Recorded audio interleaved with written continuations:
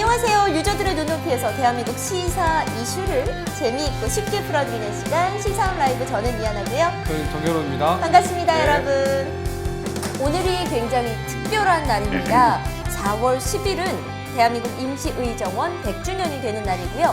내일도 굉장히 의미가 있죠. 예, 바로 내일 4월 11일은 대한민국 임시정부 100주년이 또 되는 날입니다. 네, 우리 민족의 숭고하고 위대한 역사가 다시 쓰여진 날인 만큼 굉장히 의미 있는 시간으로 오늘 준비를 했습니다. 오늘도 특별한 분 모셨죠? 예, 오늘은 더불어민주당의 박찬대 의원님을 오셨습니다. 네, 더불어민주당 박찬대 국회의원입니다. 인천광역시 출생이고요. 제20대 국회 후반기 예산결산특별위원회 위원이자 국회 전반기 정무위원회 위원으로 활동하고 계십니다. 그리고 공인회계사와 세무사 자격까지 함께 가지고 계시네요. 의원님 반갑습니다. 예, 안녕하세요, 유저 여러분. 네. 자, 의원님 프로필에서 눈에 띄는 게요. 공인회계사 네, 세무사예요. 네. 어떻게 갑자기 정치계로 관심을 갖게 되셨나요? 정말 그거 궁금하실 것 같아요. 네. 보통 정치는 좀 무모한 영역이기 때문에 우리 세무사나 회계사 같이 합리적인 의사결정을 하는 사람들은 답이 안 나오는 영역 아닙니까? 네. 사실은 제가 회계사로서는 작은 성공을 이루었는데요. 그 성공의 비결이 뭐냐면 회계사 같지 않았다는 것이었습니다. 그러니까 합리성의 영역에 있다가 사실 무모한 영역에 정치를 뛰어들게 된 거는 사실 특별한 계기가 좀 있었습니다. 그 특별한 계기를 제가 말씀을 드리면 저는 2009년까지 회계사 생활을 한 20년 정도 했었어요. 네. 그래서 제가 회계사로서 이제 한 20여 년 동안 활동을 하면서 네. 상당한 성과도 이루어냈는데 그렇지만 제가 마음속에는 이제 보통의 시민이었던 거죠. 그냥 한 사람의 가장이었고 그다음에 자영업을 하고 있는 네. 회계법인을 조그맣게 운영하고 있었으니까요. 그런데 2009년 5월 23일 혹시 기억하십니까? 2009년 5월 13일. 네. 예. 한번 설명해 주시겠어요? 그렇죠. 노무현 대통령 서거일이었어요. 그 토요일 날 새벽이었거든요. 네. 22일 날도 그냥 금요일이니까 불금을 보냈죠. 네. 예, 술에 만취해서 집에 들어왔는데 23일 날 아침에 노무현 대통령 돌아가셨다는 이야기를 듣고서 사실은 좀 여러 가지 좀 생각이 복잡했던 것 같아요. 네. 제가 학번이 80년대 학번인데요. 네. 그때 이제 민주화와 관련된 것이 가장 큰 화두였어요. 네. 지금 우리 젊은이들은 사실 사회생활 준비를 위해서 또는 취업을 위해서 굉장히 네. 열심히 공부하고 미래 네. 스펙을 준비하고 있는데 저희 때는 가장 큰 관심사가 사실 민주화 네. 또는 데모 이런 시대였던 거였거든요. 네. 네. 그런데도 불구하고 그 이후에는 제가 그냥 생활인으로 한 20년 동안을 쭉 살아왔었습니다. 네. 노무현 대통령 제가 좋아하고 상당히 지지하고 있었는데 그분이 이제 청와대에서 나오셔가지고 그리고 그 당시 여러 가지 수사받고 있는 내용들을 쭉 살피다 보니까 혹시 정권 재창출도 못했고 네. 또 여러 가지 의혹들에 대한 보도를 보면서 네. 약간의 원망도 있었고 그리고 이제 그분한테 던지는 돌에 혹시 내가 또 작은 돌멩이 같이 던졌던 것 아닌가 이런 생각이 들었는데 서구 소식을 듣고서 마음이 많이 무거웠어요. 그리고 5월 31일 날 종합소득세 신고 마감하는 날이거든요. 네.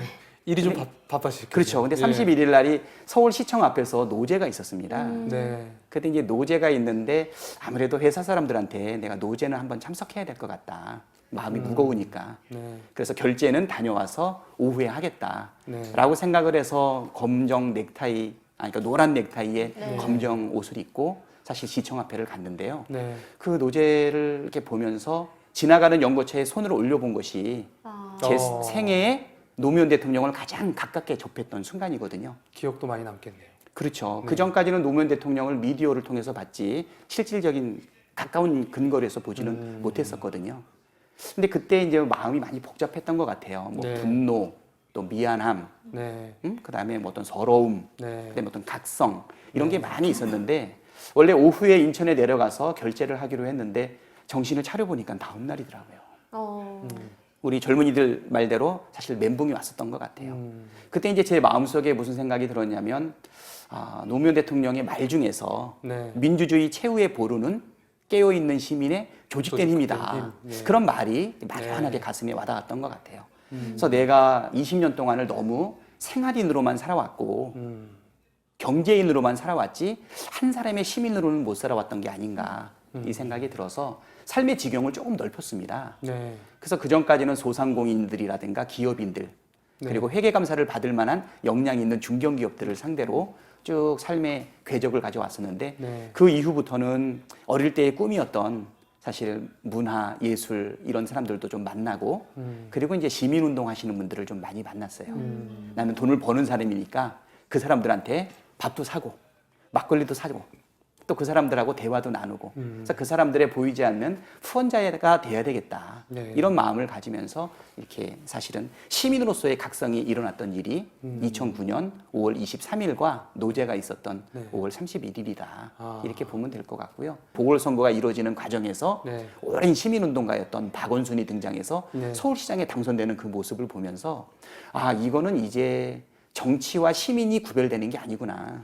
정치와 삶이 구별되는 게 아니구나. 네. 그리고 정치에 희망을 둘 때도 된 것이 아닌가. 네. 그래서 제가 한 번도 시민운동, 또 민주화운동, 예. 노동운동을 해본 사람은 아니지만 네. 네. 한 사람의 평범한 시민으로서 정치에 관심을 갖게 되었고요. 그 즈음에 우리 민주당에서 민주통합당이라는 것을 발족을 하면서 네. 그러면서 오픈 프라이머리가 벌어지게 예, 됩니다. 그랬죠. 그래서 선거인단을 국민들한테서 그대로 뽑고 네. 그러니까 저는 이제 민주당 활동을 전혀 해보지 않은 상태이기 때문에 네. 오픈 프라이머리를 기대하고 2012년 1월 3일 날 민주당에 입당을 하고요. 그리고 제가 태어나고 자란 그 동네 네. 우리 지금은 미추홀구인데요. 네. 인천 예. 남구 예. 용현동을 기반으로 해서 19대 총선에 네. 무모하게 뛰어들게 됩니다. 와. 전혀 회계사답지 않죠. 그게 아마 정치하는 계기가 예. 되었던 자, 2018 지방선거 유세 현장에서 깜짝 놀랄 만한 노래 실력으로 굉장히 호평받은 걸로 알려진과 네. 동시에 유튜브에서도 꽤 조회수가 있었다라고 하는데요. 자, 노래를 직접 저희가 들어볼 수 있는 거죠? 제가 한번 신호를 보내볼까요? 네. 고객님 노래 한번 부탁드리겠습니다. 자, 음악 한번 틀어주세요. 어머니 서글피 우시던 모습 날이 새면 만나일까 멀고 먼 고향 너무 그리워 기적소리가 우리의 심장 도롱치게 하리니 조국을 향한 그리운 마음 문제의 뜨겁다 장부가 세상에 태어나 큰 뜻을 품었으니 죽어도 그 뜻 잊지 말자 하늘에 대고 맹세 해본다 하늘이시여 도와주소서 우리들이 의도로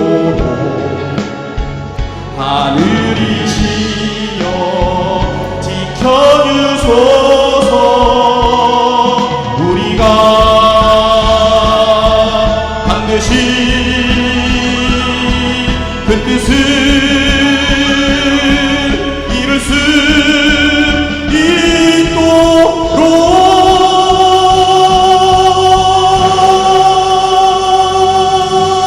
있도록 이야. 와. 와, 진짜 중간에 막 자네 BJ 해볼 생각 없나? 그게 저한테 하는 말인가요? 네. 아이고, 국회의원 네. 노래 처음 들어본다. 사실 와, 지금- 높은 음까지 깔끔한 예. 고음 처리. 야. 야, 이렇게 저 사실 시사 방송하면서 이런 채팅창 처음 봐요. 자, 한 달 뒤면 5.18 민주화 기념일입니다. 5.18이 민주주의의 뿌리로서 5.18 민주 유공자 예우에 관한 법률을 일부 개정 법률안을 발의를 하셨어요. 하지만 지금 채팅창에서도 아까 들어오셨지만 5.18에 대해서는 다양한 의견들이 존재를 하거든요. 네. 일단은 개정 법률안 내용부터 소개를 하면서 5.18에 대한 이야기 이어가 보겠습니다. 예, 우리 아프리카 TV 유저들 나이를 생각을 하면 아마 네. 5.18을 경험해본 친구들이 아마 예. 없지 않을까 싶어요. 생각보다 예, 예. 아프리카 TV 그럼요. 유저의 나이가 다양하더라고요. 아, 그런가요? 네. 뭐 잘 아시겠지만 5.18은 1980년에 만들어졌죠. 그렇죠. 그래서 예. 저는 이제 80년대 이제 중후반에 대학을 다녔는데 예. 네. 그때 이제 대학 가서 처음 느꼈던 사실은 경험은 뭐냐면 5.18 사진이었어요. 네. 고등학교까지 전혀 예. 그런 거에 대해서 알지 못하다가 예. 정보가 전혀 없는 상태에서 대학을 예. 들어갔는데 대학에 들어갔을 때 우리나라 정부에서 우리나라 군인이 자행했던 민간인을 대상으로 한 사실은 정말 슬픈 그걸 그 단어를 사건. 고르기도 애매할 참, 정도로 예, 굉장히 보실 수 끔찍한 없죠. 일이었죠. 네, 예, 예. 그 사진을 보면서 굉장한 좀 충격도를 많이 받았었는데 사실은 그 영상을 만들고 찍었던 힌츠페터라고 하는 독일인 기자가 있습니다. 그 분이 5.18의 참상과 그 민주화 운동과 관련된 부분을 전 세계에 알리는 결정적인 역할을 했고요. 예. 네. 그래서 5.18의 그 진상이 국민들한테 알려질 수 있었기 때문에 네. 5.18이 있고 난 이후에 7년 있다가 6월 항쟁으로 이어질 수 있는 계기가 마련이 됐고 그리고 우리가 그때 직선제를 이끌어내는 가장 결정적인 역할을 하게 되었는데 네. 그것에 가장 큰 공헌을 했던 사람 중에 한 분이 외국인 힌츠페터라고 하는 네. 독일인 기자분입니다. 예. 최근 영화로도 그렇죠. 택시운 예. 전사라는 그렇죠. 영화에서 1000만 명이 넘었죠. 예, 물론 우리가 영화를 보고 뭐 그분을 기념하고 이런 건 아니에요. 네. 네. 네. 그렇지만 힌츠페터라고 하는 분이 미쳤던 우리 광주의 민주화 운동을 알렸던 그 역할이 상당히 큼에도 불구하고 네. 그리고 그분이 몇 년 전에 돌아가실 때 광주에 묻히고 싶다라고 이야기를 하셨거든요. 당연히 많은 사람들은 우리 광주의 5.18 민주묘역에 그분을 안장할 수 있을 것이라고 생각을 했는데요. 네. 실질적으로 관련 법적 근거가 없어요. 아. 왜냐하면 5.18 민주화 운동 네. 하셨던 분들 중에서 그때 희생자이거나 아니면 부상자, 네. 후유증을 알았던 분들. 그래서 실질적으로 그쪽의 피해자들만 아. 묻힐 수 있게 되었던 것이죠. 네. 이분은 외국인으로서 사실 실질적인 피해자가 아니었기 때문에 그러니까 민주화 운동에 큰 공헌을 가지고 있음에도 불구하고 네. 민주화 묘역에는 안장될 수 없다 보니까 네. 제가 법을 발의를 했던 것은 그것이죠. 외국인이라 할지라도 5.18 우리 민주화 운동에 큰 공헌을 한 사람은 거기에 안장할 수 있는 근거법을 만들어줘야 되겠다라고 해서 예, 민주화 유공자 예우에 관한 법률 그다음 거기에 대해서 보상에 관한 법률 두 가지 법안을 그 근거를 만들어준 것이 그 계기가 되었습니다. 그럼 이제 외국인이라 할지라도 네, 공헌한 네, 자의 안에 산다. 네, 네. 자, 계속해서 이번에는 문재인 정부에 대한 이야기를 좀 하려고 합니다. 네, 네, 네. 문재인 대통령은 촛불 민심을 통해서 높은 지지를 얻었고 또 응원을 힘입어서 출범한 정부라고 해도 과언이 아닌데요. 가장 높게 지지를 받고 평가를 받는 부분이 아무래도 문재인 정부는 탈권위적인 모습, 소통하는 모습이잖아요. 네, 네, 네. 의원님 보시기에는 지난 출범 2년 동안 이건 잘 됐다, 이건 좀 그렇다, 이런 게 있을까요? 그렇죠. 지금 뭐 우리 이하나님이 말씀하신 것처럼 우리 문재인 대통령은 누구나 다가가서 같이 셀카 찍을 수 있는 정도의 권위를 내려놓으셨어요. 아마 여러 가지 물론 경호하는 분들은 아주 힘드실 거예요. 네, 힘들죠. 네, 그냥 막 다니시니까. 네. 그러니까 저도 문재인 대통령님을 행사장에서 여러 번 보았는데 네. 정말 스스럼 없이 사람들하고 소통하고 있고 전에 정치하는 사람도 우리하고는 다른 사람이라는 인식을 갖고 있던 분들이 대통령께서 직접 우리 시민들 또 청년들 학생들하고 이렇게 소통하는 그런 모습 정치가 이제는 권위적이지 않은 그리고 국민하고 소통하는 그런 부분들 그리고 이제 청와대에 이제 청원글을 20만 명 이상 하게 되면 반드시 이제 그거에 대해서 답변해 주는 거. 네. 뭐 그런 부분 관련된 것은 권위를 내려놓고 국민하고 소통하는 자세를 가지려고 하는 것은 아마 촛불을 통해 가지고서 정권 교체를 이뤘기 때문에 아마 그런 자세는 계속 있지 않겠나 그런 생각이 들고요. 그다음에 이제 두 번째는 우리 민족 100년의 꿈은 뭐가 있을까요? 한반도 평화 통일, 아닐까요? 네. 그렇죠. 네. 뭐 통일도 얘기는 하고 있지만 네. 통일은 좀 더 뒤의 네. 일이라고 생각이 돼요. 지금 북한 주민들은 김정은에 의한 지배를 우리하고는 전혀 다르게 인정하고 있기 때문에 네. 그 인식을 깨기 전까지는 통일이 그렇게 갑작스럽게 네. 올 수 있을까? 그렇죠. 그리고 그 막대한 통일 비용을 우리가 부담할 수 있을까? 뭐 여러 가지 장단점이 있을 수 있는데 한 가지 분명한 것은 뭐냐면 전쟁을 끝내고 한반도의 평화 체제를 만드는 것은 우리 민족의 꿈이 아닌가 그 생각이 들거든요. 제가 볼 때는 문재인 정부의 가장 큰 성과는 우리 남북 평화의 기틀과 희망을 갖게 만들었다는 것, 그거 볼 수 있을 것 같고요. 네. 그다음에 세 번째로는 지금 뭐 공수처 문제 얘기 나오고 네. 막 그러지 않습니까?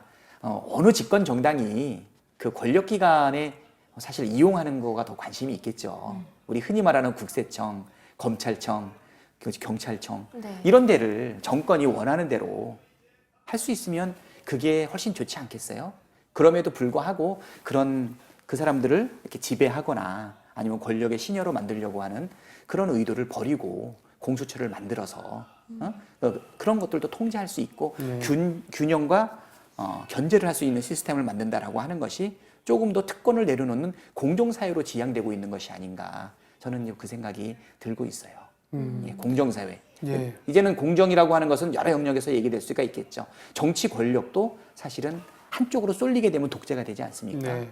그리고 경제도 한쪽으로 쏠리게 되게 되면 양극화가 이루어지지 않을까요? 네.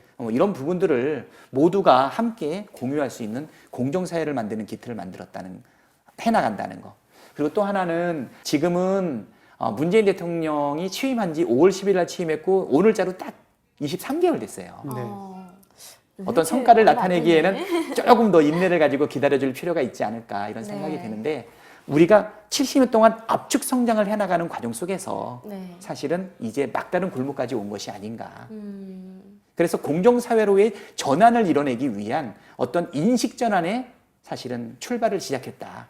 그 부분이 가장 중요한 것 같아요. 예, 개정안을 좀 통과시킨 내용에 대해서 좀 이야기를 좀 해보려고 하는데요. 자, 대한교육에 관한 법률안을 직접 발의를 하신 것으로 확인이 되고요. 지금 모니터상으로 올라와 있는데 네. 일단 이 내용들을 좀 소개해 주세요. 예. 그 대한교육에 관한 법률은 제정안이에요. 없던 법안을 제가 만든 겁니다. 네. 근데 이제 대한학교에 관한 법률안은 어떤 내용이냐면요. 지금 이런 겁니다. 아까 제가 제일 합의를 이뤄내기 어려운 부분이 무엇이냐라고 하면 교육에 대한 자녀 문제라는 것 아닐까요? 우리 자녀가 좋은 대학을 가고 좋은 직장 생활을 했으면 좋겠다 이렇게 생각하는데 사실 모든 자녀가 그럴 수는 없거든요. 그렇지만 내 자녀는 그렇게 되기를 원하는 마음이 있죠. 예. 지금 우리 대한민국이 그동안 성장했던 것은 교육열 때문에 성장했다는 거 맞는 말씀이에요. 네. 그런데 이 교육열이라는 게 어떤 건가요? 애들 공부 잘하게 만드는 거였죠. 네. 그래서 학교 교육으로 안 되면 사교육도 하게 되고 네, 그렇죠. 그러니까 결국은 그 12년 동안의 고등학교까지의 교육 과정이 안 그런 분들도 계시지만 결국은 좋은 대학으로 연결되고 그다음에 좋은 직장, 좋은 직업을 갖는 것으로 쭉 가다 보니까 이것은 이제 더 이상 한계에 이른 것이 아닌가 그런 생각이 듭니다. 그래서 이제 대한교육이라고 하는 것은요 공교육의 다른 개념입니다. 공교육이라고 하면 우리 초등학교, 중학교, 고등학교 거기까지 우리가 공교육이라고 이야기를 하죠. 거기에 유치원까지 들어가 있습니다. 그래서 우리는 공교육은 학교라는 이름을 가지고서 가게 되는데요. 지금 공교육의 최고는 뭐냐면 대학 진학과 관련해서 모든 게 연결되어 있어요. 대한교육이라고 하는 것은 뭐냐면 이렇게 획일적으로 방향 잡혀가고 있는 공교육과 다른 교육을 원하는 사람들 그 사람들을 대한교육이라고 얘기를 하거든요. 매년 몇만 명의 아이들이 학교를 떠나고 있습니다. 그래서 대한 학교 아니더라도 학교 밖 청소년이 약 40만 명에 이르고 있는 것으로 알려져 있어요. 그 학교 밖 청소년들의 상당한 부분이 대한학교를 통해서 교육을 받고 있는데요. 그 학교는 학력도 인정받지 못하고 있고요. 그렇죠. 그리고 학교도 아니라고 해요. 학생도 아니고요. 물론 재정 지원도 전혀 되지 않고 있습니다. 그 중에는 공교육을 적응 못해서 대안학교를 간 아이도 일부 있지만 대부분은 획일화되어 있는 공교육에서 벗어나서 다양한 교육적 수요를 원해서 가는 것이 대안학교다. 이렇게 좀 서서를 얘기했는데요. 이 법은 뭐냐? 이 아이들에게 법적인 지위를 주기 위해서 만든 겁니다. 법적인 지위. 다양성도 추구하고 그러면서 법적 지위도 주기 위해서. 그 법적 지위라고 하는 것은 바로 이거죠. 그 대안학교에 다니는 아이들은 학생이 아니고 학교 밖 청소년이에요. 이 친구들은 학생증이 없다 보니까 청소년증을 들고 다니고 있거든요. 그러다 보니까 어떤 문제가 벌어지고 있냐면 학원도 아니고 학교도 아니다 보니까 부가세 과세 대상이에요. 우리 학원도 등록을 하게 되면 부가세를 면제받고 있거든요. 네. 여기는 학교를 표방하고 있음에도 불구하고 예. 학교라는 이름을 쓰게 되면 벌칙을 받게 돼요. 예. 그리고 벌금도 받게 돼요. 네. 그래서 이것은 아니다. 이제 대한민국이 다양성이 요구되고 있고 이제는 성장 일변도에서 공정 경제가 이루어져야 되는 것처럼 교육도 입시 위주의 획일화로 갈 것이 아니고 다양한 교육적 수요를 원하는 아이들 네. 그런 아이들에게도 법적인 지위를 줘야 된다. 예. 제가 원하는 게 예. 그겁니다. 예. 너무 좋은 그 배경을 이미 다 설명을 해주셨네요. 그 이제 의원님께서 공인회계사 출신이신데 네, 네. 회계제도의 핵심인 주식회사의 외부감사에 관한 법률 네. 전면 개정안을 통과시키는 중추적 역할을 하셨습니다. 예, 그때 고생했죠. 예. 이 개정의 어떤 안의 핵심은 예. 좀 무엇인가요? 지금 우리나라가 지금 전 세계적으로 경제 규모는 10위권 안에 든다 그래요. 네. 또 3만 불 이상 국민 소득을 가지고 있고 네. 5천만 명을 가지고 있는 7번째 나라이거든요. 이렇게 외형적으로는 경제 대국에 가까울 정도로 사실 알차 보이는데요. 근데 문제가 하나 있습니다. 이 회계 투명성이라고 하는 것이죠. 예. 네. 기업이 만들어서 성과 평가하고 재무 상태를 보여주고 있는 이 네. 회계가 세계에서 가장 믿을 수 없는 나라 중에 하나라는 거예요. 네. 62개국 중에서 62번째를 할 정도로 이렇게 굉장히 낮죠. 그래서 도대체 왜 우리나라가 이러한 경제의 상당한 규모를 가지고 네. 성과를 내고 있음에도 불구하고 회계 투명성만큼은 이렇게 나쁜가? 네. 회계 투명성이 이렇게 나쁘기 때문에 실질적으로는 코리아 디스카운트가 들어간다는 것이죠. 네. 그러니까 우리나라의 주식 가치가 상대적으로 떨어진다는 거예요. 네. 왜? 기업이 투명 회계를 안 한다고 생각을 하기 때문에. 그래서 이제 많은 사람들이 연구를 하기 시작을 했어요. 도대체 대한민국의 회계 투명성이 왜 이렇게 낮은가? 네. 라고 했더니 여러 가지 이유가 있는데 회계 투명성을 높일 수 있는 가장 중요한 부분은 회계사의 독립성을 높여주는 게 첫 번째로 가장 중요하다. 네. 그러니까 회계사의 독립성을 높여주기 위해서는 어떻게 되는가? 이런 것이죠.